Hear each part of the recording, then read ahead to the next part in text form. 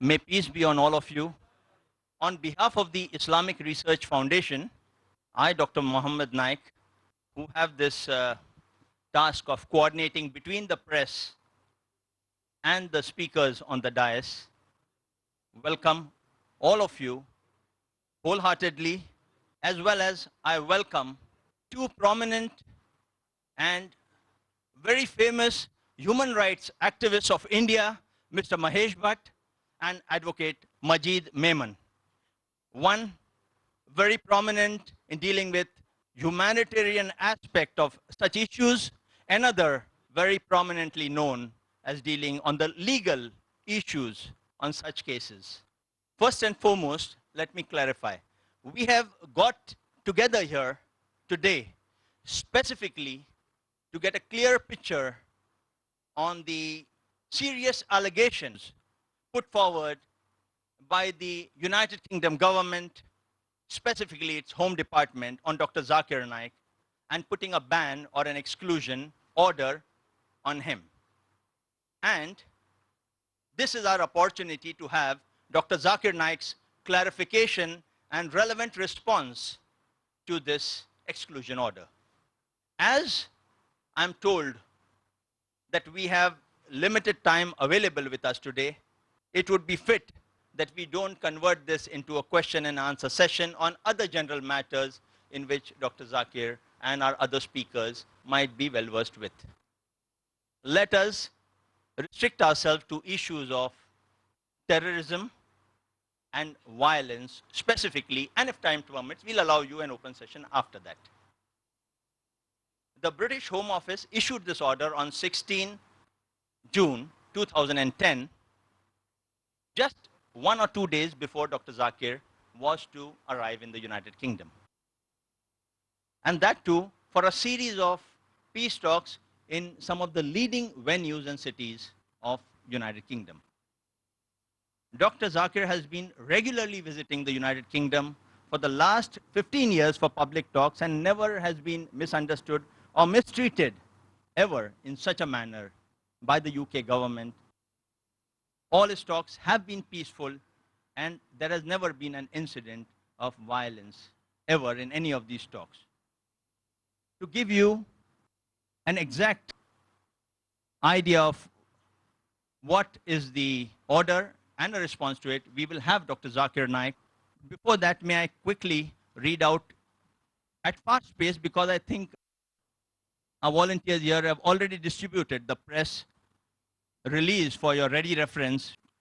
Dr. Zakir Naik's banned by UK government. Dr. Zakir Naik filed legal case in British High Court to approach Ministry of External Affairs for support. This is the main theme of today's discussion. Mumbai, June 2, 2010. Dr. Zakir Naik, eminent Islamic scholar and international personality, has initiated legal proceedings against the UK government's exclusion order, banning him from entering Britain. Dr. Naik is also approaching the Minister of External Affairs, Mr. S.M. Krishna, for the ministry's support in revoking the order. Notably, the exclusion order by the British Home Office, UK Border Agency, was issued just 2 days before Dr. Zakir Naik's visit to UK on last Friday, June 18. It was to be a peace-speaking tour between June 25 to 27 to audiences at 3 places: the Sheffield Arena, Sheffield, London's Wembley Arena, and the LG Arena in Birmingham, NEC. Post the exclusion order by the British Home Office, Dr. Naik's 5 years UK visa issued in 2008 and valid till 2013 was cancelled and notice issued banning him from entering the UK. Dr. Naik has initiated legal recourse in the High Court of London with a view to appeal against the exclusion order, terming the reasons of ban as untrue and misrepresentation of the truth. He is also approaching the Indian Ministry of External Affairs, the Prime Minister's office, and the British Embassy for revoking the ban. Says Dr. Naik, I have spoken out on numerous occasions against all and any facts of terrorism and have unequivocally condemned acts of violence, including 9/11, 7/7, and 7/11 serial train bombings in Mumbai incidents. I have said on several occasions that these are cowardly acts and completely unjustifiable by any standards. But I believe that the UK government has acted on recent press reports in the UK, which has portrayed me as a preacher of hate and a terror backer. That is not just a warped view, but totally unjustified impression of my work. It appears these sensational headlines have been based on some of my quotes that have been either used out of relevant context or are completely wrong. It is clear from many of my talks that in Islam, terrorism and killing of innocent civilians is completely forbidden, and as such, I have unequivocally stated several times that no Muslim should be a terrorist. However, what is more surprising is that the UK government, which has so many resources to its disposal, has acted on falsehoods of the media and without cross-checking the facts. Even a basic investigation into my speeches would have revealed the truth that I stand for peace and harmony and I'm strictly against terrorism of any kind, added Dr. Naik. Apparently, the ban is the latest in the series of UK government's naming and shaming policy, introduced a couple of years ago, a law that some sections of the UK media have termed as impediment to free speech. The fact remains that Dr. Zakir Naik has visited the UK on several occasions in the past 15 years, and his speaking tours have passed by without any incidents. The law is also being seen as an intrusion on the freedom of speech. This law, called the government's naming and shaming policy law. The UK has sufficient number of laws to deal with incidents of hatred and violence, but the introduction of a law that preemptively bans people from entering the UK is being seen as yet another government PR gimmick to show that it is getting tough on extremism. Mumbai-based Dr. Naik has in recent years built up a huge international following of over 100 million plus viewers on Peace TV as well as on other satellite TV channels. Dr. Zakir Naik is revered for his enlightening and convincing talks on promoting similarities between major religions across the world. He uses peace as a common platform to converge values and commonalities between religious scriptures, including the Bible, Vedas, Torah, and Quran. He was listed among the 100 most powerful Indians in 2009 and 2010 in a research survey by a popular Indian media house. Dr. Zakir Naik has been peacefully visiting and delivering talks in the United Kingdom for the past 15 years. For further information on these technicalities, you can contact the Islamic Research Foundation and Mr. Maqbool Barvelkar for any further details. Without coming any further in between you and the speakers on stage, I leave the floor open to Dr. Zakir Naik to make his comments. You are welcome, as soon as the comment is over, to put forward your questions. Dr. Zakir Naik. Alhamdulillah. Wassalatu wassalam ala Rasulillah wa ala alihi wa sahbihi ajmain. Amma ba'd. A'udhu billahi minash shaitanir rajim. Bismillahir rahmanir rahim. Wa qul ja'al haqq wa zaqal batil. Innal batila kana zahuqa. Rabbi shrah li sadri wa yassir li amri wahlul 'uqdatam min lisani yafqahu qawli. The Honorable human rights activist, Advocate Majeed Memon, Mr. Mahesh Bhatt, the press, the media, the respected elders, and my brothers and sisters. I welcome all of you with the Islamic greetings. Assalamu alaikum wa rahmatullahi wa barakatuh. May peace, mercy, and blessings of Allah subhanahu wa ta'ala, of Almighty God, be on all of you. As you may be aware, that I was supposed to go for a series of lectures to UK, which is supposed to be held in the three most prestigious arenas on the 25th, 26th, and 27th of June, in Sheffield Arena in Sheffield, in Wembley Arena in London, and LG Arena, NEC Birmingham. Since there was a lot of publicity being done in UK, just a couple of weeks or a month before the event took place, on the 30th of May, there was a newspaper in UK by the name of Sunday Times, which published an article saying, "The preacher of hate let into Britain," talking about me. And in that article, they gave several references of my speeches, which were misquotes, or they were quoted out of context. And they projected me as a person, saying that I'm a person who says that every Muslim should be a terrorist, and other allegations, which in our press release on the 11th of June, we did clarify that all these allegations, these assumptions, they're quoted out of context, or they're misquotes. This led to a pressure on the newly elected government in UK, that is the Conservative Party. When it was earlier in the opposition, was very vehemently against, we should not allow speakers who speak wrong things. So there was a pressure on this government that they should exclude me from coming to UK. And we made a presentation to the Home Office clarifying and giving the context and saying in no way do I promote terrorism in any way, and I have condemned all acts of terrorism and killing of any innocent human being in the world, irrespective whether it be 9/11 in New York, whether it be 7/7 in London, 7/11 in Bombay. But yet instead of all this presentation, I think this decision to exclude me, according to me, was more of a political decision rather than a legal decision. Because they were newly elected, hardly 1.5 months in power. And because of political pressure from the various groups, the government decided to take the chance, knowing very well that we will be challenging this exclusion order. Yet they preferred taking a political decision for political mileage, that's what I believe. And they gave an exclusion order on 16th of June, because I was supposed to leave on 18th early morning, or rather 17th late night to UK, knowing that they gave an exclusion order on 16th, which was given to me by hand delivery on the 17th of June, just one day before my travel. We received a phone call from the Deputy High Commission in Bombay of UK, saying that there's a letter, there's an exclusion order given to you, please come and collect the letter. And I sent my manager, and he collected the letter.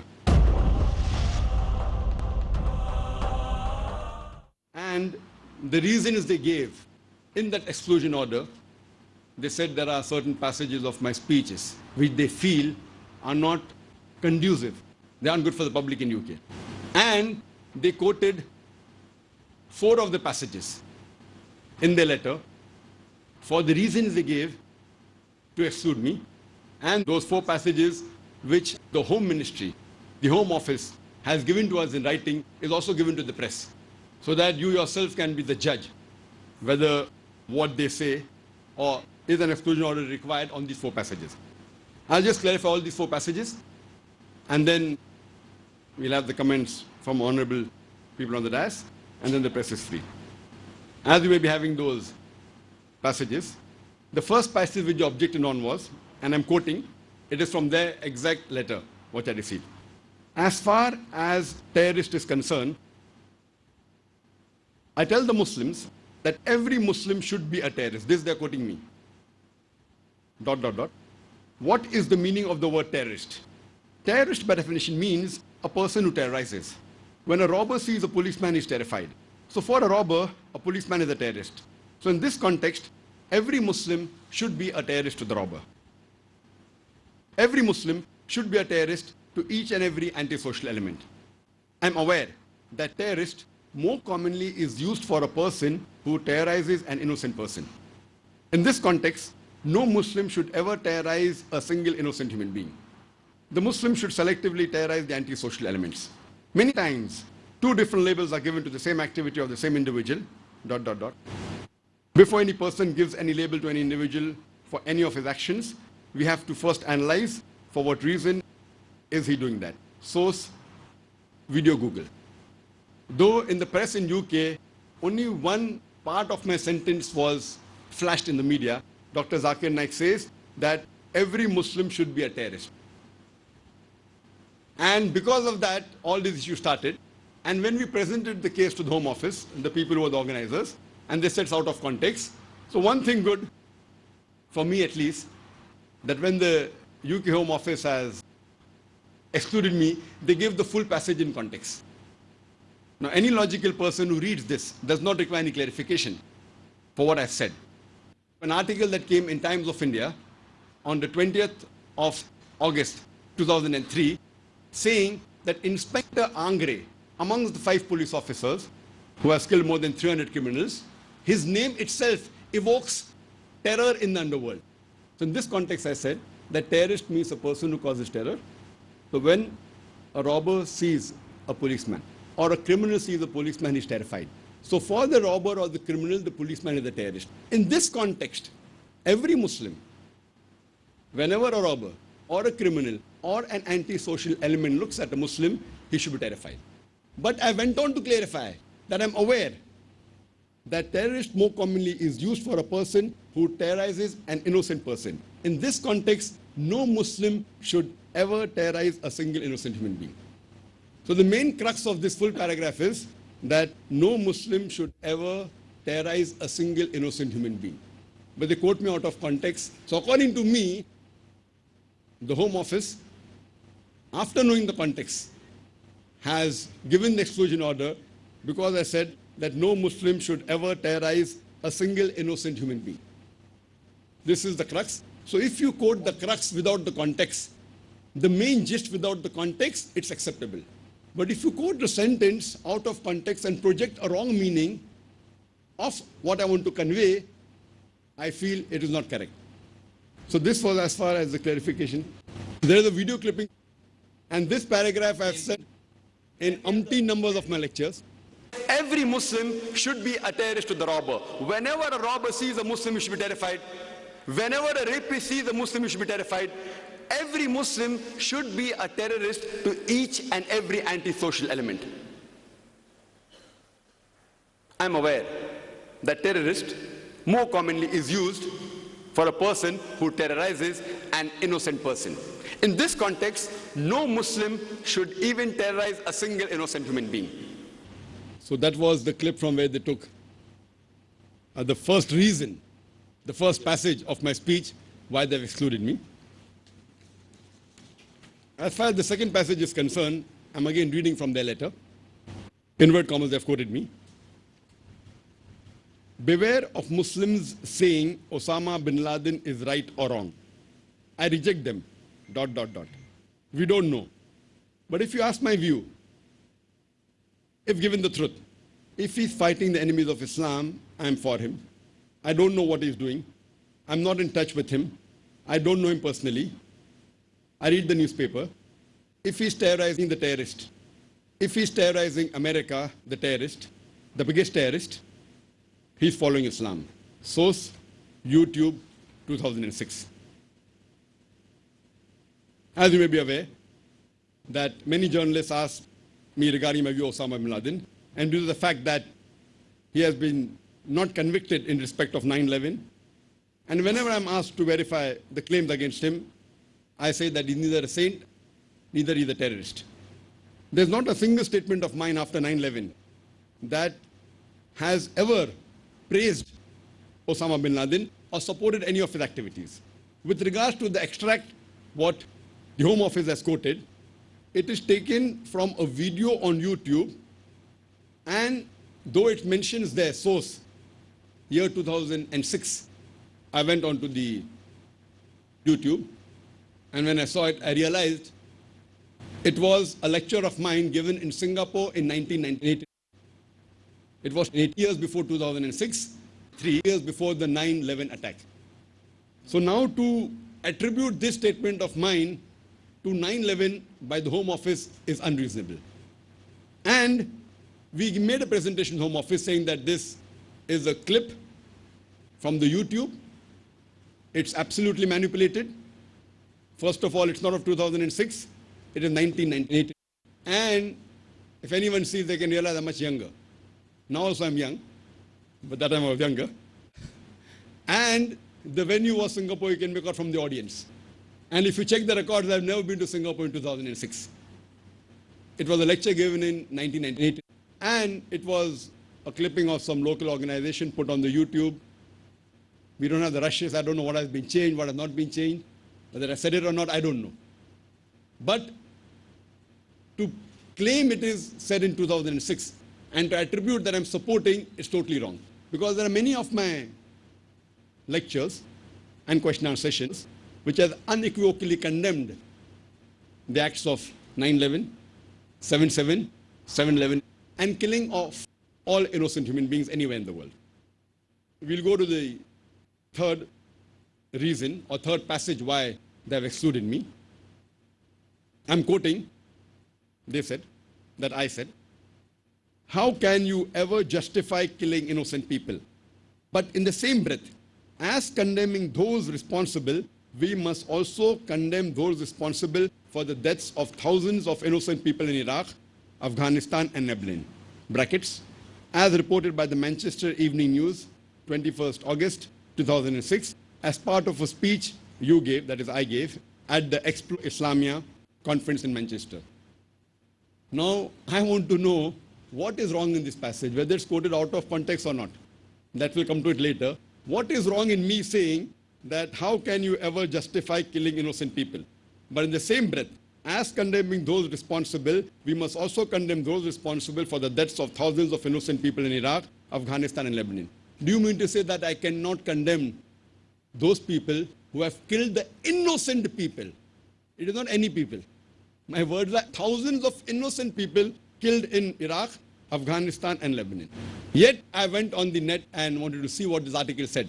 And when I went on the net, I was shocked that there was in the same newspaper, that is Manchester Evening News, of 21st August 2006, before this paragraph that they quoted, there was another paragraph on top.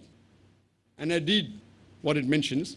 That same paragraph which they quoted, above that paragraph it said that, however, Dr. Zakir Naik, described by organizers as, inverted commas, the most sought after Muslim public speaker in the world, unquote, criticized the actions of the New York, London, and Bombay bombers. And then I said, how can you justify killing innocent people?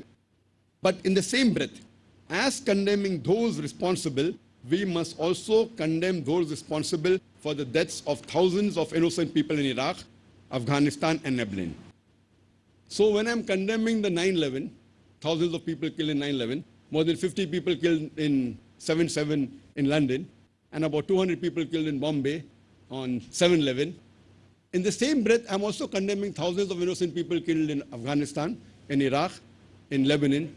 Does it mean that if people are killed in America and UK, people should condemn those killers? Does it mean that the life of a UK citizen and an American citizen is more important than the life of an Afghani or an Iraqi or a Lebanese? So is this human rights? So why are they objecting on me condemning those people who have killed thousands of innocent people in Iraq, Afghanistan, and Lebanon? So I leave it to the judgment of the press. We go to the fourth paragraph. The fourth passage which they objected amongst the hundreds of talks I've given throughout the world. The inverted commas, they are saying that I said. Strongest in enmity towards the Muslims are the Jews and the pagans. It, into bracket the Quran, does not say that the Muslims should fight with the Jews. The Jews by nature as a whole will be against Muslims. There are many Jews who are good to Muslims, but as a whole, the Quran tells us, as a whole, they will be our staunchest enemy. Peace TV recorded on YouTube. And this is a passage that has been taken from one of the conferences we had in Bombay. That's in November 2007, the peace conference, which took place in Mumbai. And there was a French tourist who asked this question, and in reply to this question, I gave this answer. And if you hear the full clip, they are trying to say this was in reference to the verse of the Quran I quoted of Surah Maida, chapter number 5, verse number 82, which says, the strongest among men in enmity to the believers will thou find the Jews and the pagans, and nearest among them in love to the believers will thou find those who say we are Christians.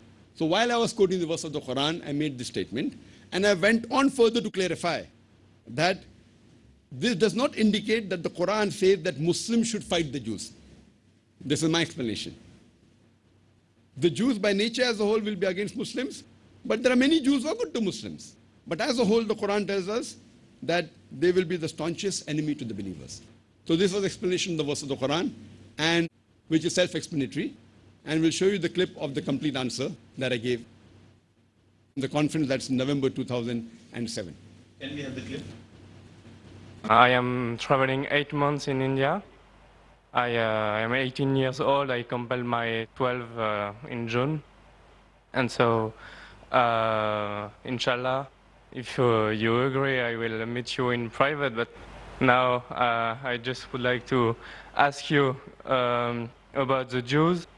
maybe, if I am not wrong, you said that it is written in the Quran that Jews and pagans are the strong enemies of believers, Muslim believers, Muslim. And I would like to know how this verse can favorize peace in humankind when we see the troubles between Palestine and Israel, how some Muslim and some Jews cannot misunderstand this verse because maybe it can provoke some misinterpretation, or if it's literally that Jews and Muslims have to be enemies.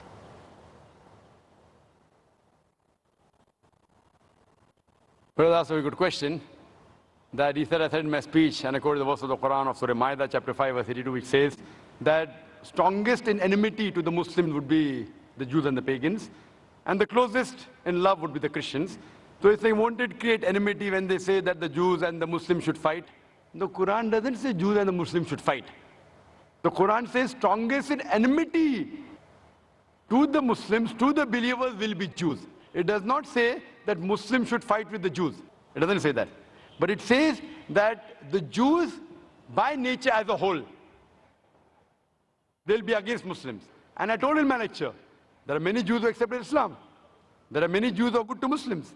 But as a whole, if you take Jews as a whole and the Christians as a whole, the Christians are closer than the Jews as a whole.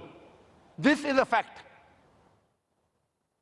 For example, the Quran says that the Jews are intelligent also. So that's a fact. If they're intelligent, they're intelligent. That doesn't mean that it hides the fact. And the Quran also says that they will be as a whole a staunchest enemy. So this is one of the falsification tests. That today, if you want to prove the Quran wrong, if the Jews get together, all of them, and they decide, let's prove the Quran wrong. At least for 3-4 years, we will be better than the Christians. Let's stop the war of Palestine. You know the Palestinians? The Jews were kicked out by Hitler. Hitler incinerated 6 million Jews. He kicked them out of Germany. The Arabs, the Palestinians, they do ahlan wa sahlan. Come with open arms. After a few years, they are kicked out of the home. Imagine someone gives a traveler his home to live, and the traveler kicks him out of his home, and he's shouting that he has taken my house, and you're calling them terrorists. So what they have to do is, let's get together and solve this problem. Whatever the problem is. Today, America is controlled by the Jews. Whether it be the banks, whether it be the money, whether it be the power. According to the American survey, no one can become a president of USA without walking the Star of David.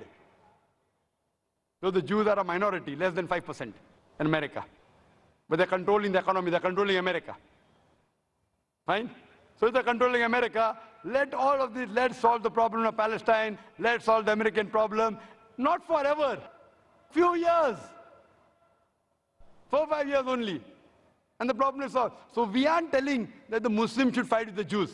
In fact, the Quran says, even if your enemy wants peace, several places, even if they come to fight you, it's mentioned in Surah Anfal, in the battle, if they want peace, give it to them. So Quran is always for peace. Quran is always encouraging them. But if a person does not want peace to prevail, what can we do? Islam is a religion of peace. It wants peace, but it even mentions facts. That means we have to be careful of the Jews. Not that we have to fight them, unless they come and fight with you. That's a different thing. Imagine what's happening in Palestine, what's happening in other parts of the world. So brother, for peace to prevail, you have to follow the guidance of the Quran and live harmoniously rather than be enemies. So Quran doesn't say that Jews should be enemies, but they will be saying. Hope that answers the question. That was the complete context of the answer I gave. And many may be aware that very often I have always said that the biggest terrorist in human history is Adolf Hitler, who has done so many atrocities on the Jews. And it is claimed that he has incinerated 6 million Jews. So if I condemn the biggest terrorist in human history, Adolf Hitler, That means I'm not against the Jews. It is what I said was the statement of the Quran. So this was in relation to the 4 objections that were taken by the Home Office in UK. And what we are doing at present is that we have taken legal advice. We have legal opinion from here, mashallah, and also in UK. And what we are doing is that though there is no right to appeal, as was mentioned in the exclusion order, we are going to seek for a judicial revision, what we call in our lingo writ petition. There is a judicial revision in the High Court very soon. We have hired a battery of lawyers, barristers, and they are shocked. When I showed them the reasons, they are shocked that it is the first time we are seeing such an exclusion order based on these 4 passages. They are shocked at the decision taken by the new government, and they are very hopeful that it will be very easy unless the politicians intervene. Otherwise, I have more faith in the judicial system than the politicians in most part of the world. Whether it be judicial system of India or the judicial system of UK, I have more faith in the judicial system rather than the politicians. And I'm hopeful that inshallah, God willing, this exclusion order, inshallah, would be reversed. Now we would have Advocate Majeed Memon speak to the press. Advocate Majeed Memon. Dr. Zakir Naik Sahab, my friend Mahesh Bhatt, other friends on the dais, and all my media friends. This is a special occasion where, after knowing the situation, I was constrained to leave the court and join this press conference. We have been fighting, particularly myself and Mahesh Bhatt, as 2 arms of human rights activists here, against all oppressive acts and orders that are being slapped onto people who are fundamentally or inherently weaker. And we always believe that justice can be delivered or ends of justice can be met if certain like-minded people throw their weight on the weaker side of the hand of the scale so that the scale is even. Now, Zakir Naik's disorder was seen by me this morning, and I am indeed sorry that I believe firmly even at this moment that United Kingdom is a civil society, a secular democracy, a new government in place, and it certainly upholds human dignity, human values, and adheres to the principles of equity, fairness, fair play, reasonableness, and principles of natural justice. If I am wrong, this order would be right. But I think I am right. I still believe that yes, United Kingdom is a civil society which respects human dignity and human rights. When I look at this order, my friends, Mr. Naik has just now explained that how, with ill motivation, probably malice or vested interest, his quotes have been picked up from out of context, and he is labeled as a person probably dangerous to the civil society in UK. And that is how this sudden order has been handed on to him on the 17th of this month. Let me explain to you as a lawyer first, because when I see this order, I can't digest that a whole Department of Home in United Kingdom was unwise or rather rash in passing such an order. There are a number of fallacies in this order which I can enumerate in a matter of 3 minutes from here now. First, as Dr. Naik said, that the extracts that are relied upon to take this rigid decision, this harsh decision, are picked up out of context, A. B, you will be shocked to see this reality that this order has been passed on the 16th of June, handed down on 17th of June, forbidding him to travel on the 18th of June.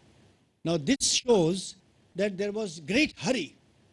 I can understand that if this order had said that Dr. Naik, there is no time, and belatedly though we have been informed about your nefarious or dangerous activities, therefore we ask you stop, don't travel on 18th. I can understand that to some extent. But revoking his visa of 5 years, banning him, labeling him as a dangerous person, who would be, as they call it in their own phrase, revoking his visa of 5 years on the grounds that your exclusion from the UK would be conducive to the public good. Now, this blanket order revoking his visa is from no angle justified. I will just explain to you why. All the extracts which we see, as Zakir Saab said, that one of 1998, another of 2002, and two others of 2006. The last alleged attribution is of 2006. And you will be shocked, most of you may not know, that Zakir Naik was issued visa in July 2008. In July 2008, 15th of July precisely, 2008, your home department, your government, your machinery holds him to be entitled to a 5-year visit visa, which is valid till 15 July 2013. How is it that your department did not consider any of these attributions or these dangerous allegations against him whilst processing his visa in July 2008? On this ground itself, this order would be vitiated. This is one submission.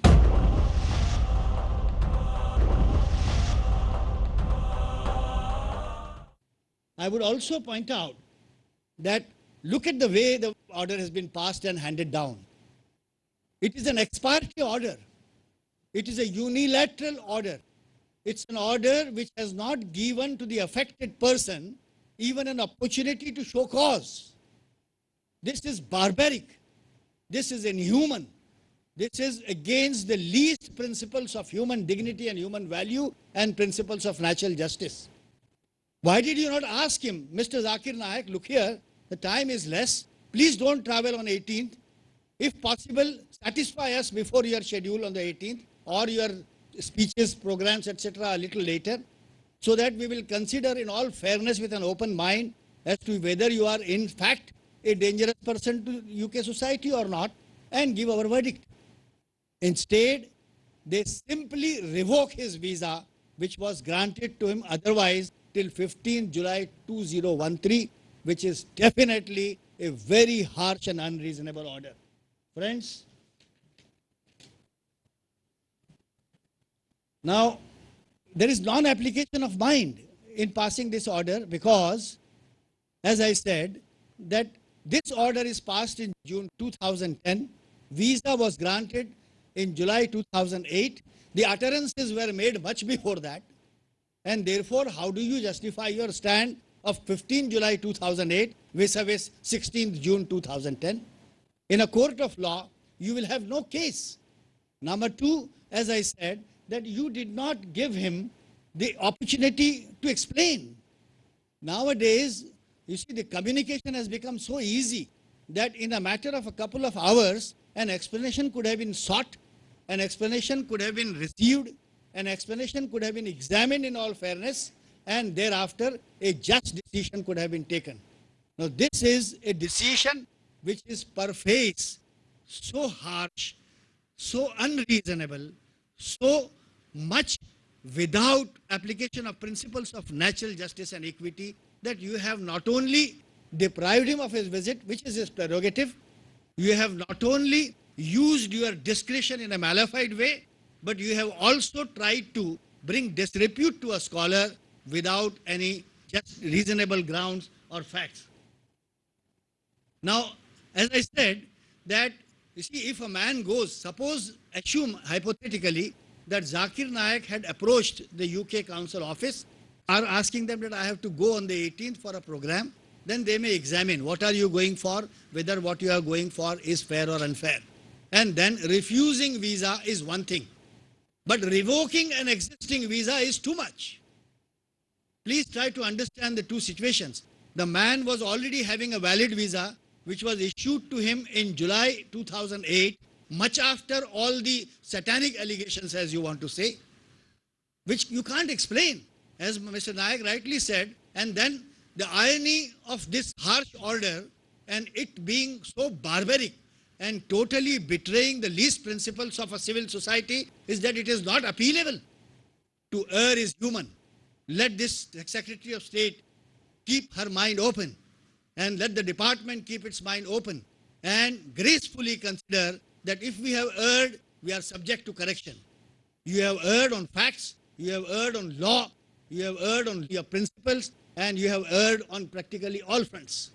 And yet if you insist that no, our orders are divine orders, they cannot be looked into by any other human being or any other organization or authority, I'm afraid this is a terrorism, an act of terrorism. I would say this is terror. I'm sure Zakir will approach whichever forum, the appellate authority, be it a court, be it a diplomatic authority, either through the Indian embassy, our external affairs ministry, and if we can argue here, even before S.M. Krishna, our external affairs minister, and point out that kindly see here, we don't want to cross sword with United Kingdom for various reasons. We have got good relations with that country. We keep cordial relations with them. This should not serve as a pill of bitterness between the two countries. Our relations are not going to be affected. It's a matter of principle. It's a question of human dignity. We are just telling Zakir Naik's this rash order whether it can stand the scrutiny of a rational mind. And the points which I have argued, I think even before a small judge with little sense of justice would hear these points, we will not take a minute to set aside this order. And I'm sure that Zakir would succeed. We don't have to say anything. Well, we would still say that it's your innocent error. Please rectify it. Please correct it so that we don't have any damage to our perception that UK society is a civil society committed to the principles of natural justice, equity and fair play. Thank you very much. May I request Mr. Mahesh Bhatt to move in the center. Mr. Mahesh Bhatt is a noted activist for so many years on any human rights violation and such cases. And when the whole society is on one side, he feels that someone is being unjust with him, even if that person is alone, he is standing out for justice. Mr. Mahesh Bhatt. Well, at the onset, let me salute Dr. Zakir Naik for daring to lock horns with the mighty empire, the British Empire, and challenging their arrogance. I'm glad that we have an Indian who's not timid and who's not going to take these insults that they're hurling at us day in and day out lying down.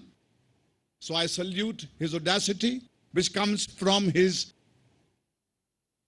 iman, from his the truth which is there in every pore of his being. It is that that makes him stand up and say things to the bully the way it is. If he had any gray spot in his heart, he wouldn't have risked locking horns with these bullies who have the means and the power to lock you in and throw away the keys. Human history has been a witness to unspeakable deeds of barbarism that have been unleashed by the Western nations against the world. Ladies and gentlemen, these are dangerous times. The world is becoming the most entertained and the least informed world. I thought the United States was the most entertained and the least informed, but slowly and surely the world is catching up and India is not far behind. I think we as Indians owe it to our brother, who is our national pride, who is our prized treasure, that we ask those who accuse him to look at the facts sanely, and as Majeed Bhai says, to err is human. Maybe an individual there has erred. We do not want to put the entire nation into the dock for the misdeeds of a handful of people. We cannot reduce human beings to stereotypes. We cannot reduce a nation or a community to a single story. Because when we do that, we do the same mistake what they have done. They call Dr. Naik a warmonger. Well, history knows who is the warmonger. Western nations, the United States, backed with the United Kingdom, did not give a tinker's damn for the world opinion and bombarded Iraq when the UN was screaming that you don't have evidence that there are weapons of mass destruction. What happened thereafter? You killed people, shed blood, and what did you find there? No evidence to say that there was any weapons of mass destruction. So are you going to believe in the opinions of those people who have the means to lie, buy wordsmiths, get newspapers, have television networks on their side to market their lies and hang a man like Dr. Naik? I would say no. It is the same United States of America when it bombarded Afghanistan. They bombed Al Jazeera because Al Jazeera was bringing you images of the bloodshed of the people of Afghanistan. It is not my opinion. It was Howard Zinn, an extraordinary American who had the courage to point out to the world that it was the United States of America that bombarded the television network of Al Jazeera, because Al Jazeera was bringing images to the world showing how the people of Afghanistan were suffering. Are we going to become victims of these people who decide at the drop of the hat whom they're going to call terrorists and whom they're not going to call terrorists? I think no. I stand squarely behind my brother, and I stand behind every such person who doesn't take the opinion which are dished out by governments to suit their politics. The first law of journalism, sir, is governments lie. And as responsible journalists, it's your duty to not become victims of state propaganda. The world has suffered enormously for the last 10 years because all responsible journalists, including you, lapped up what was dished out to you by them. If you do not have the means to question it, say, I don't know. It is more decorous for a man to say, I don't know. A person who knows that he does not know can be taught. There is humility. But a person who does not know and pretends that he knows can do enormous harm. So I think as responsible people of the media, it is your duty to your fellow human being, to your fellow Indian, who stands here with dignity, that he gets a fair deal.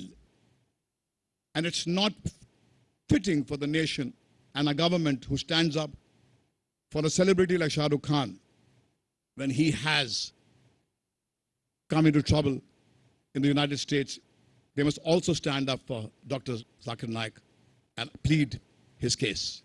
That's all I have to say. Thank you.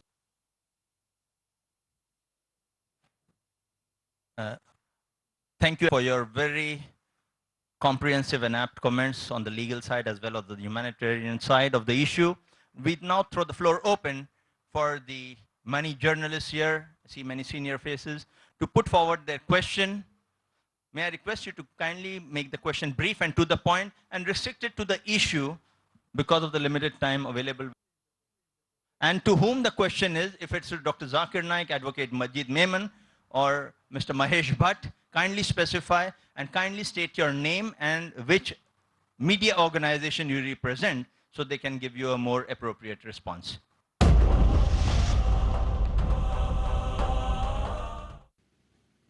The Muhammad Wajihuddin from the Times of India. Okay, Welcome. You have already identified me, so I don't need to waste time. Okay, Dr. Zakir Naik, you very beautifully clarified the context in which you said, you talked about the Muslims being terrorists. Now, you were talking about a police officer who was a terror to those anti-social elements. Now, do you think that now you could have rephrased those terms? Because this is not the first time. It has been on the blog, it has been on the internet, it has been on the television, in various articles. Now, the second question is, do you think that by banning your entry to the United Kingdom, as the Indian Express editorial pointed out yesterday, perhaps they have given you a big megaphone to tell the world that, oh, here I am and I have been victimized? Thank you very much. What is the second part of the question? About your ban on the UK visa, revoking your visa. So perhaps the they have given you a big platform to tell the world, use the media and tell the world, like this press conference, which will go to the world. Then now I am being victimized. Another Muslim is being victimized, okay? Brother Vajuddin asked two questions. The first one, that seeing the context, should I say in the context of a policeman that he is a terrorist to the criminal, should I use it for the Muslims? Using it only by itself is wrong. Therefore, though I've used it many times, I always go ahead to say that I'm aware that a terrorist more commonly is used for a person who terrorizes an innocent human being. In this context, no Muslim should ever be a terrorist. If I say along with it, no problem. But if I only use this without mentioning that terrorist is more commonly used for a person who terrorizes an innocent human being, it is wrong. So therefore, whenever I mention this, I say it in context. And as far as the second question is concerned, that do I agree with the news of the Indian Express that the UK government has given me a megaphone to say that any Muslim is banned? I believe more in the verse of the Quran of Surah Al-Imran chapter 3 verse number 54, which says, Makaru makarallah wallahu khairul makirin. They planned and plotted, Allah too planned. Allah is the best of planners. It is not they who have given me a megaphone. It is they plan to ban me, and I have faith in my Creator Allah subhanahu wa ta'ala, who will see to it that the more they try to suppress my voice, inshallah, more louder it will be. And having people like Mr. Mahesh Bhatt and Majeed Memon. In addition to that, sorry. My views I'm giving. You may agree with my view, you may disagree with my view. If you don't agree with my view, so you're asking my view. So in that way, what they have done, they have made one of the biggest mistakes. And what Advocate Majeed Memon said, that any lawyer, even a layman, if he reads this, he knows that it will not stand any chances. And whatever he said, he just read in the morning, saying we have been advised that we are looking for the time when we have the case challenged in the UK High Court. We are looking forward for it. We are looking forward for it. Okay, and now, now why don't you leave it to Allah only? And, instead of fighting for your entry to United Kingdom, because United Kingdom, as far as I know, that is not a place that every Muslim must visit. It's not like Mecca or Medina that you have to visit at least once in a lifetime. Another thing is that this is the prerogative. This is the prerogative of a country to allow a person or not to allow him. So why you are challenging that? Why don't you just sit and say, okay, we'll just wait? Again, there are two questions asked by Brother Muhammad Vajuddin. First question, why don't you leave it to Allah alone? Why do you want to enter? Our beloved Prophet Muhammad said, when a person asked him, I have a camel, should I trust in Allah and leave my camel, or should I tie my camel and trust in Allah? So the Prophet replied, tie your camel and trust in Allah. So I'm following the commandments of my Prophet. Trust in Allah by tie a camel. That doesn't mean that if I'm sick, I'll say I believe in Allah, I won't go to a doctor. Because Quran says, Fas'alu ahli zikri in kuntum la ta'lamun. Surah Nahl chapter 16 verse 43. If you don't know, ask the person who's an expert. So in the law is expert. So not that if UK bans me, that I will not be able to speak. But coming to your second question, that they have a prerogative to allow me or not to allow me, I agree with you. They have a right to allow or disallow any human being who's a non-UK to enter. But giving me permission in 2008, I've been going since the past 15 years. I have given several lectures in most of the major cities of UK, in London, in Birmingham, in Bradford, in Cardiff, in Glasgow, in Manchester, and tens of thousands of people attending. Even after giving me a valid visa, last visa that they gave me was 2008, valid for 5 years, it yet has 3 years validity. To exclude that, it is against the human rights. And I have a right to enter, and that also maligning me. One is preventing me from entering one thing. That's one thing which is not that much of a problem for me. Without going to UK, I can go in many other ways. I can have my voice reader. But maligning me, saying that I am a person who's a hate monger, I am a person who promotes terrorism, that is a bigger issue for me than entering UK. And hopefully we'll reverse both. And it is the right of the citizens of UK to hear me. It is the right of the citizens of UK in tens of thousands who want to hear me. Why are you depriving them of hearing me live? When they've had one of the best arenas or biggest arenas they've had in UK, and they want to hear me, it is their right that they have to hear me. That's the reason I feel that the order will be over. Any other question? We'll give chance only 1 or 2 questions to every newspaper. Otherwise, at the limit given to me for time will not be able to be managed. Yes, sister. Couple of things. One, between 2000... Can we have your name and the newspaper you represent? Yeah, I'm Arifa from the Hindustan Times. Between 2008 and till now, how many times have you visited the UK? And also, the YouTube video was attributed to 2006. but you're saying it was in 1998 before 9/11.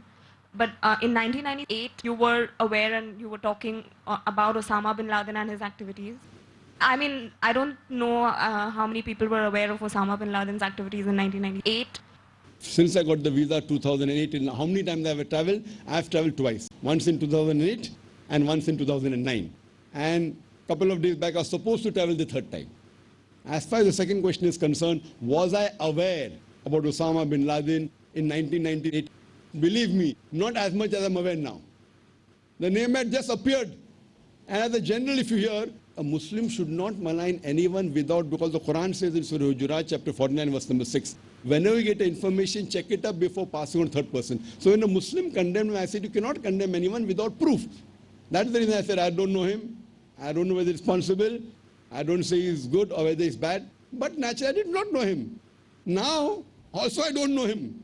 But the media has given me information, which again, whether right or wrong is to be discussed later on. But I do agree with you that it was 1998. So you cannot attribute this statement of mine to the 9/11, which took place 3 years back. All the extracts are pre-July 2008. You must note that. Yes. The next question from the sister. Yes. My name is Kavita. I'm with the Indian Express. My question is to Dr. Naik. There was a group of Muslims who went to the Deputy High Commission yesterday. They were led by the Raza Academy and they supported the decision to exclude you. What would you say to that? Every person who is popular, who is famous, has some people against him. And the best example of beloved Prophet Muhammad, not only according to Muslims, even according to non-Muslim Michael H. Hart, Prophet Muhammad is the most influential human being in history according to Michael H. Hart.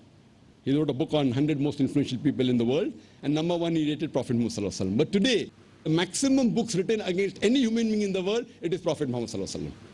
So similarly, because of my popularity, everyone may not agree with my view. So there are people who may disagree, and they have a right to disagree. I'm not saying everyone should agree with my view. Yes, brother.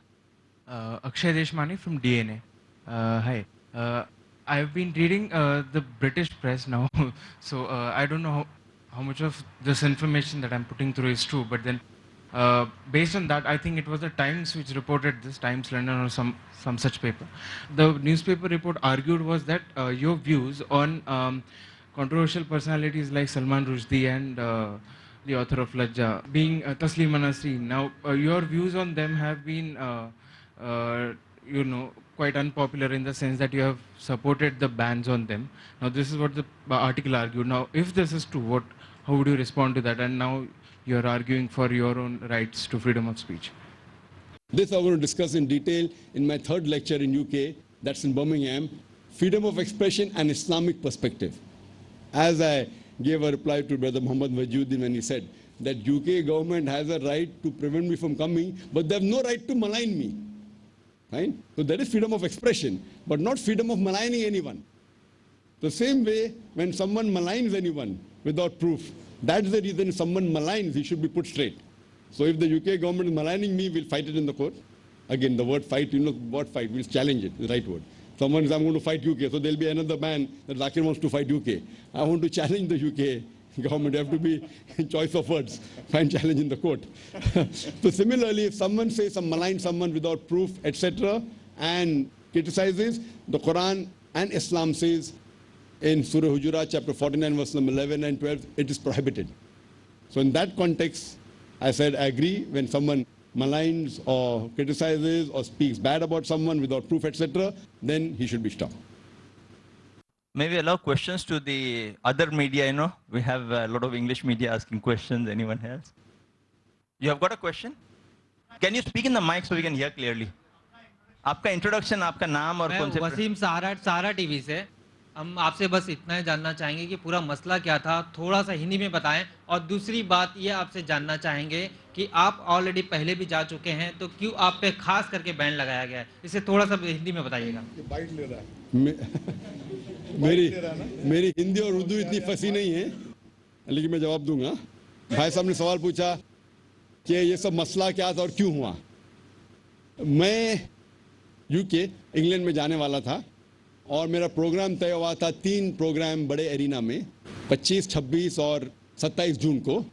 Sheffield arena Sheffield के अंदर, Wembley arena London में और Birmingham LG arena NEC में। ये 3 programme तय हो चुके थे और काफ़ी पब्लिसिटी हो चुकी थी। उस वक्त तकरीबन 1 महीने पहले 30 मई एक यूके न्यूज़पेपर है जिसका नाम है टाइम्स, जो संडे को संडे टाइम्स में एक जर्नलिस्ट डेविड लेपार्ड, उनने एक आर्टिकल लिखा, क्या एक हेट मॉन्गर को ब्रिटेन में आने की इजाज़त दी गई है। एक आदमी जो दहशत और जो नफरत फैलाता है उसे ब्रिटेन में आने की इजाज़त दी गई है, और वो अटैक था गवर्नमेंट की तरफ। क्या नई गवर्नमेंट जो कहती है कि गलत लोग को एंट्री नहीं देंगे, डॉक्टर जाकिर नाइक को कैसी दे रही है। और मेरे बहुत से तकरीर के कुछ सेंटेंसेस को तोड़ मोड़ के पेश किया गया है मीडिया में। मिसाल के तौर पे कहा गया है कि जाकिर कहता है कि हर मुसलमान दहशतगर्द होना चाहिए, जो आउट ऑफ कॉन्टेक्स्ट है। और मैंने कॉन्टेक्स्ट दिया कि मैंने कहा दहशतगर्द उसे कहते हैं जो एक इंसान के दिल में दहशत पैदा करता है। मिसाल के तौर पे जब एक चोर पुलिस को देखता है तो चोर के दिल में दहशत पैदा होती है, तो उस चोर के लिए वो पुलिसमैन दहशतगर्द है। उसी कॉन्टेक्स्ट में हर मुसलमान जब भी कोई चोर या कोई गैरकानूनी काम करने वाला इंसान कोई मुसलमान को देखता है तो उसके दिल में दहशत पैदा होना चाहिए। इस कॉन्टेक्स्ट में हर मुसलमान दहशतगर्द होना चाहिए। लेकिन मैंने ये भी कहा कि आम तौर पे दहशतगर्द उसे कहते हैं जो एक मासूम इंसान के दिल में दहशत पैदा करता है, और इस कॉन्टेक्स्ट में कोई भी मुसलमान एक भी मासूम इंसान के दिल में दहशत नहीं पैदा करना चाहिए। तो ये आउट ऑफ कॉन्टेक्स्ट कोट करके मुझे बदनाम किया जा रहा था, और ये गवर्नमेंट के ऊपर प्रेशर था कि अभी लेक्चर होने वाला है और वो जानते थे कि मैं 18 जून को निकलने वाला हूँ। तो it is more of a political decision, ये एक सियासी डिसीजन है, it is not legal decision. जिस तरीके से एडवोकेट मजीद मेमन साहब ने कहा कि ये लीगल डिसीजन नहीं था, सियासी डिसीजन था, उन पर दबाव था कि अभी नई गवर्नमेंट 1.5 महीने में आई, तो it's a political decision which इंशाल्लाह दे विल रिपेंट, जो वो इस डिसीजन के लिए पछताएंगे। और हम इंशाल्लाह इसे चैलेंज करने वाले हाई कोर्ट यूके के अंदर, और हमें उम्मीद है कि जो जुडिशरी सिस्टम है, जो जुडिशरी सिस्टम यूके की है, हमें उन पे और भरोसा है बनिस्बत सियासी सिस्टम पे, और हम इसे चैलेंज करेंगे। और उम्मीद है कि इस एक्सक्लूजन ऑर्डर को जो मुझे आने से रोका गया है उसे रिवर्स करेंगे, इंशाल्लाह उसे पलटाएंगे। कई बार देखा गया है डॉक्टर साहब कि आपने जो स्पीच दी थी लादेन को लेके या आतंकवादी दहशत के खिलाफ दी थी, उन्हें वो समझने में नाकाम रहे या आप उन्हें समझाने में, क्या था जरा मसला आप समझाइए। नहीं, समझाने में बिल्कुल मैं कामयाब रहा, लेकिन जो लोग नहीं चाहते कि जाकिर की आवाज़ सुनी जाए वो कुछ मेरे आंसर को तोड़ मोड़ के पेश करते हैं। समझने में कोई भी आम इंसान समझेगा, बेसिक, ही डजंट हैव टू बी तालीम याफ्ता। लेकिन जो लोग खिलाफ है, क्योंकि मैं अमन की आवाज़ फैलाता हूँ और जो लोग दहशतगर्द है उनके खिलाफ बात करता हूँ, तो जो दहशत फैलाना चाहते हैं और वो जानते हैं कि जाकिर एकदम वोकल है और बिल्कुल हक के बारे में बात करेगा, वो लोग चाहते हैं कि मेरी आवाज़ को दबाए और मेरे कुछ सेंटेंस को लेके तोड़ मोड़ के पेश करते और दिखाना चाहते हैं कि मैं गलत इंसान हूँ। लेकिन वो पूरा सेंटेंस क्या था, वो जरा सेंटेंस जरा क्लियर कीजिए। सेंटेंस तो मैंने कह दिया, टेररिस्ट का कह चुका, हिंदी में कह चुका ना, आपके पास दिया है ना, वो उसमें दिया गया, प्रेस रिलीज में सब लिखे आपके खिलाफ कौन है? आप इसको जानने का, जैसे कि कुछ ऐसे लोग हैं जो आपकी आवाज़ नहीं सुनना चाहते हैं वहाँ पे, तो कौन आपके खिलाफ है? वहाँ की गवर्नमेंट है कि वहाँ के टेररिस्ट हैं या बुरे लोग? मैं समझता हूँ कि जैसा मैंने कहा, क्योंकि मैं कहता हूँ कि जो भी मासूम इंसानों की जान लेने में मदद करता है वो मेरे हिसाब से दहशतगर्द है। और जिस तरीके से मैंने कहा मेरे स्टेटमेंट में जो ऑब्जेक्शन लिया, मैंने कहा कि जो हज़ारों बेगुनाह लोग अफ़गानिस्तान में मरे, इराक में मरे, लेबनान में मरे, वो लोग जिन्होंने इनको मारा वो लोग को कंडेम करना चाहिए, उसके ऊपर ऑब्जेक्शन लिए। तो मैं ये पूछना चाहता हूँ, अगर मैं कह रहा हूँ कि मैंने ये नहीं कहा कि आम लोग, मासूम लोग हज़ारों की तादाद में जो अफगानिस्तान, इराक और लेबनान में मारे गए, जिनने उन्हें मारा उनको कंडेम करता हूँ, तो गवर्नमेंट को उसके खिलाफ मुझे एक्शन लेना चाहिए। अभी आप ही मुझे कहिए क्या ये सही है क्या गलत है। लेकिन उसके साथ साथ मैंने ये भी कहा कि अमेरिका में 9/11 में हज़ारों लोग मारे गए, वो भी गलत है। यूके के लंदन के अंदर 50 से ज़्यादा ट्रेन बॉम्ब में मारे गए, वो भी गलत है। और बॉम्बे में तकरीबन 200 लोग जो मारे गए, वो भी गलत है। उसके बाद मैंने कहा कि जो मासूम लोग अफगानिस्तान में मारे गए वो भी गलत है, इराक में, तो उसके ऊपर उनको ऑब्जेक्शन है। अभी क्यों ऑब्जेक्शन है हम कोर्ट में इंशाल्लाह फैसला करेंगे।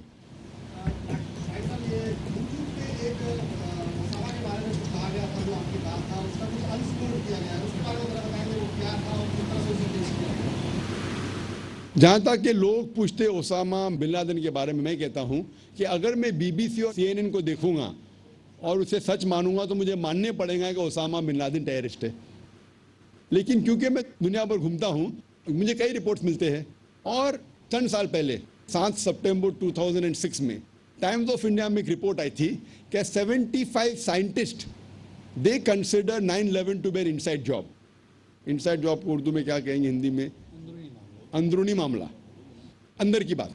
और उसमें लिखा था कि 75 अमेरिकन साइंटिस्ट एंड प्रोफेसर्स वो कहते हैं कि चंद warmongers, some warmongers in White House are responsible for the 9/11 so that they can take control and invade oil rich countries. कौन कह रहा है? जाकिर नाइक ने। Times of India of Bombay is reporting 75 scientist and professor American जो कहते हैं कि उनके ख्याल से, उनके नजरिए से ये लोग, कुछ चंद लोग व्हाइट हाउस में ये 9/11 किए और ताकि वो ऑयल रिच कंट्रीज के ऊपर कब्जा कर सके। मैंने कई डीवीडी देखे, लूज चेंज, 9/11 फायरनाइट, कई डीवीडीज। जब मैं देखता हूं, मैं क्योंकि डॉक्टर हूं, मैं साइंस में मानता हूं, जब मैं साइंटिस्ट की दलील देखता हूं मुझे लगता है ये दलील बीबीसी और सीएनएन से काफी ज्यादा पावरफुल है। लेकिन फिर भी क्योंकि कुरान मुझे कहता है कि जब भी इंफॉर्मेशन आए चेक करो, तो ये इंफॉर्मेशन कुछ और कह रही है, वो कुछ। तो आम पब्लिक जब मुझसे पूछती है या प्रेस मुझसे पूछती है तो मैं कहता हूं मैं बिन लादेन के बारे में नहीं जानता हूं। मैं ना उसका दोस्त हूं ना उसका दुश्मन हूं। मैं ये भी नहीं कह सकता हूं कि वो दहशतगर्द है, ये भी नहीं कह सकता हूं वो संत है, मैं नहीं जानता हूं। और मैं ये कहता हूं, और मैंने कह चुका हूं, ये मैं पूछना चाहता हूं होम सेक्रेटरी टेरेसा मे से, सपोज मिसाल के तौर पर हाइपोथेटिकली आज आप ओसामा बिन लादेन को पकड़ती है यूके गवर्नमेंट और उसके अगेंस्ट सुनाई होती है हाईकोर्ट में। हाईकोर्ट की सुनाई होने वाली 4-5 दिन बाद, और उस हाईकोर्ट के जज को अगर टेरेसा में पूछेंगी आपके ख्याल से ओसामा बिन लादेन टेररिस्ट है क्या, नहीं तो क्या कहेंगे वो क्या कहेंगे? मैं नहीं जानता हूं, पहला भाई ट्रायल तो चलने दो, मैं एविडेंस को देखूंगा फिर कहूंगा। वो थोड़ी कहेंगे नहीं बीबीसी में देख चुका हूं, ट्रायल मत करो, उसको मौत के घाट उतार दो। नहीं, क्योंकि वो जो जज है वो एक अच्छा नागरिक है, वो रिस्पॉन्सिबल है। उसी तरीके से अल्हम्दुलिल्लाह मेरी 10 करोड़ से ज़्यादा फॉलोइंग है और जो मैं कहता हूं लोग सुनते हैं, मानते हैं। इसीलिए मुझे चौकन्ना रहना चाहिए। जब मैं दोनों न्यूज़ देखता हूं तो मैं कहता हूं आई डोंट नो। और जिस तरीके से महेश भट्ट साहब ने कहा आई डोंट नो बोलना बेटर है rather than give a wrong comment. और इस्लाम के अंदर भी अगर मैं किसी को गलत इल्ज़ाम लगाता हूं तो मेरे पे गुनाह होगा। किसी की तारीफ करने को प्रॉब्लम नहीं, कोई इंसान अच्छा भी नहीं बोलूँ अच्छा है तो प्रॉब्लम नहीं है, लेकिन किसी पे इल्ज़ाम लगाने के लिए तहकीक करना चाहिए। और ना मुझे तहकीक करने के लिए टाइम है, मैं क्यों मेरा वक्त बर्बाद करूं? जिसके पास प्रूफ है वो कहे, मुझे कोई एतराज़ नहीं। मेरे पास प्रूफ नहीं है। जब मैं दोनों प्रूफ देखता हूं मैं कहता हूं I don't know, neither do I call him a saint, neither do I call him a terrorist. लेकिन लोग क्या करेंगे, हाँ जाकिर ने कहा बिन लादेन टेररिस्ट नहीं है और उसको छाप देंगे, आप भी छाप, यहाँ से भी। मैंने कहा he was not a saint nor a terrorist. तो लोग ऐसा तोड़ मोड़ के पेश करते, ना मेरा दोस्त है ना मेरा दुश्मन है। Acha, we'll allow the last question from brother Zakir to brother Zakir. Zakir to Zakir. Yes, welcome. Can we have the mic given to the brother at the back? Yes, yes, brother. My name is Zakir, sir, and I am working for Safar Mumbai ka Hindi press actually. And I heard many times about his speeches and all, very good. He has traveled all over the world. I cannot understand why only London has only these people have only banned his visa and no other countries. Why all these famous personalities are being attacked? I don't know what is the reason. Are these people, foreign people, are allergic to Indian famous personality? Or are they scared with these people that one person is giving such a better speech and all, and but still he is attacked and all this? So what will happen about a simple person like me? Ordinary person, what will happen, sir? At least you are there to support this person. He is a famous personality. What happened? There are many Indians who are suffering like this. What is happening, sir? Are these foreign people really scared of Indian people? He's not bombarding anything. He's just giving the simple speech along with the Quran he's reciting it all. Why all these things happening with the Indian personality? Because before that also, our army general will be refused the visa. So all these famous personalities are being, the foreign people are scared of this famous personality. We asked brother I want to Mr. ask the Majeed London, Memon. London Thank you. people also Thank you, why brother they have done Zakir. these things, sir. Thank you, brother Zakir. May I request brother Majeed Memon to... This is truly another Zakir, nothing more. Zakir का मानना है truth को spread करना। कानूनी तौर पर क्या इसमें हमने कहा ना हाँ, हमने देखिए कानूनी तौर पर मैं पहले ही कह चुका हूं, मैं दोहरा दूं हिंदी में भी, बेचारे वो कुछ लोग कह रहे थे। देखिए ऐसा है कि ये 17 जून को इनको एक पर्ची दे दी गई और ये कहा गया कि आप 18 जून को इंग्लैंड नहीं आ सकते, आपको रोक दिया जाएगा, आपका वीज़ा रद्द कर दिया गया। ये एक बहुत ही गैर जिम्मेदार हुक्म है जिसके खिलाफ, जैसा कि जाकिर साहब ने बताया शुरुआत में और हमने भी उनको कहा कि हम पूरी ताकत से इसको सपोर्ट करेंगे कि इसके खिलाफ जहाँ भी उच्च न्यायालय के सामने वहाँ पर या जहाँ कहीं गवर्नमेंट के डिप्लोमेटिक ऑफिस में इसके खिलाफ अपील करना ज़रूरी है। हालांकि इस ऑर्डर में लिखा गया है कि this is a non appealable order. अब ये making it non appealable order, A rash order which is handed over in a day, unilaterally x party, यानी बगैर नोटिस दिए, बगैर वजह पूछे आप एक तरफा एक ऑर्डर देते हैं और उसके बाद जब आप ये कहते हैं कि ये नॉन अपीलेबल ऑर्डर है, तो मैंने कहा, मैं दोहरा दूंगा, दिस इज टेरर, ये है terrorist act.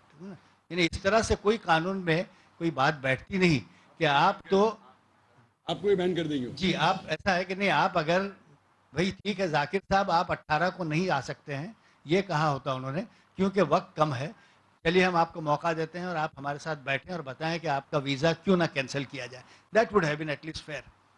Then Zakir would have gone, he would have explain his stand कि भाई क्या सही है क्या गलत है, मैं कितना ख़तरनाक हूँ या मैं कितना ही सेफ आदमी हूँ, हो सकता था मामला। उसके बाद अगर जो कोई ऑर्डर होता तो वो माना जाता था।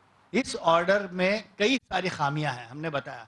इसकी सबसे बड़ी खामी हमने ये बताई कि इसमें 3 या 4 एक्सट्रैक्ट जो दिए गए हैं वो 2002 और 2006 के हैं। 2008 15 जुलाई को इन्होंने वीज़ा ग्रांट किया है। हम यही सबसे पहला सवाल पूछेंगे अदालत के सामने भी या कहीं भी कि 15 जुलाई 2008 को जब इन्होंने एक 5 साल के लिए विजिट वीज़ा आपने दिया था, उस वक्त तो ये पहले कह चुके थे, उस वक्त उन्हें क्यों नहीं रोका? उसके बाद 2008 में इन्होंने विजिट की, 2009 में इन्होंने विजिट की, 2010 में अचानक इस तरह से आपका सख्ती से उनके तरफ रवैया देना सब साफ जाहिर होता है कि इसकी वजूहात कागजात पर ये नहीं है, इसकी वजूहात कुछ और होंगी। ये एक बड़ा मुद्दा है। दूसरा ये एक्सपायर वीज़ा वैसे 15 जुलाई 2008 को इशू किया गया मल्टीपल विजिट के लिए और ये 15 जुलाई 2013 तक के वैलिड था और कोई वजह नहीं थी कि इसे इस तरह से रद्द किया जाए। तो इसकी हार्शनेस, इसकी अनरीजनेबलनेस, इसकी अनफेयरनेस के बारे में बहुत सारा कुछ कहा जा सकता है। दूसरा एज आई सेड कि no cause is asked for. Zakir से आप कहते, मैंने जैसा कहा पहले भी कि आज कम्युनिकेशन इतना फास्ट है कि एक कम्युनिकेशन टेलीफोन के ज़रिए या ईमेल के ज़रिए फ़ौरन उनसे पूछ लेते कि जाकिर साहब हम सोच रहे हैं कि हम आपको 18 तारीख से आने के लिए रोक दें, आपको क्या कहना है इसके बारे में? ये कुछ कह देते कि भाई इन वजूहात से हम रोक रहे हैं, उन वजूहात का एक्सप्लेनेशन जैसा अभी आपके सामने दिया। मैं समझता हूँ कोई भी ओपन माइंडेड आदमी होगा जिसमें थोड़ा सा भी सेंस ऑफ जस्टिस होगा, वो कहता है कि हाँ ठीक है हमसे गलती हुई है, हम आपका वीज़ा नहीं कैंसिल करते हैं। मगर ऐसा नहीं किया। तो हमें यूनाइटेड किंगडम जैसे एक enlightened civil society governed by rule of law in a secular democracy, उससे हमें ये उम्मीद नहीं थी। बड़ी मायूसी हुई है और मुझे यकीन है कि जुडिशरी वहाँ की शायद इस मामले पे करेक्टिव स्टेप्स ले लेगी। I think we'll allow the last question because the brothers. Bhatt साहब को हिंदी में बोलनी। अच्छा, भट्ट साहब के लिए आखिरी सवाल है हिंदी में। सवाल के लिए पूछ रहे हो कि साउंड बाइट? सवाल के लिए पूछ रहे हो कि साउंड बाइट के लिए पूछ रहे हो? साउंड बाइट के लिए सर, साउंड बाइट के लिए, साउंड बाइट के लिए सर, साउंड बाइट। अब ये हो ही ना ईमानदारी की बात तो हाँ बताइए सवाल क्या है? सर ये इस पूरे मामले में आप क्या सोच रहे हैं और आपका स्टैंड क्या रहेगा? क्या फिल्म इंडस्ट्री भी इसमें जुड़ेगी? अब देखें ना, हमने ऐसे थोड़ी कह दिया कि these are dangerous time, we are the most entertained and the least informed society। कि मनोरंजन के क्षेत्र में पूरी दुनिया जो है ऐसी तेजी से आगे भाग रही है कि क्या कहने, मगर इंफॉर्मेशन के लेवल पे बिल्कुल कंगाली जो है दिन पे दिन बढ़ती जा रही है। बहरहाल मेरा यहाँ पर आके खड़े रह के अपना सपोर्ट का इजहार करना सिर्फ इतना ही है कि जुर्रत करने वाले आदमी का साथ देना चाहिए। और शुक्र है कि हमारे बीच में एक ऐसा शख्स है जो जुर्रत करके इस किस्म की एरोगेंस से आंख मिलाता है और कहता है भैया कि हम इसी तरह से सहम के जिंदगी नहीं जिएंगे, आपको हमारी बेइज्जती करने का हक नहीं है। आप हमसे सवाल पूछते हैं, हम आप जवाब देते हैं। आपने किस तरह आपने एक वन साइडेड डिसीजन ले लिया, तो इसके लिए मैं इनके साथ खड़ा हूं यहाँ पर और मेरा पूरा सपोर्ट है इनके लिए। आपसे ये बात जानना चाहेंगे कि अभी भी इतना लोगों का रिलेशन अच्छा हो गया, देश का हमारा हिंदुस्तान भी आगे जा रहा है, लेकिन आज भी मुसलमानों को लेकर विदेश कंट्री में कहीं ना कहीं अलग सी बात है। इससे पहले देखिए शाहरुख खान को रोका गया, आज इनको रोका जा रहा है। क्या लगता है इनका स्टैंड क्या है मुसलमानों के लिए? नहीं, इसमें तो कोई दो राय है नहीं कि इस्लामोफोबिया जो है वो जॉर्ज बुश के ज़माने से जो तेज़ी से फैलना शुरू हुआ उसका अंत नहीं है। हमको लगता है कि क्योंकि एक ब्लैक आदमी आ गया व्हाइट हाउस में तो दिन बदल गए हैं दुनिया के, ऐसा हुआ नहीं है। आज भी इराक में जुल्म हो रहा है, आज भी अफगानिस्तान में खून बह रहा है, पाकिस्तान में खून बह रहा है। तो ये तो सत्य है कि एक इस्लामोफोबिया की आंधी ऐसे बोलने से रुकेगी नहीं। हमें जब भी इस किस्म की कोई ऐसी करतूत किसी के साथ नजर आए तो हमें उठकर उसके खिलाफ आवाज उठानी चाहिए।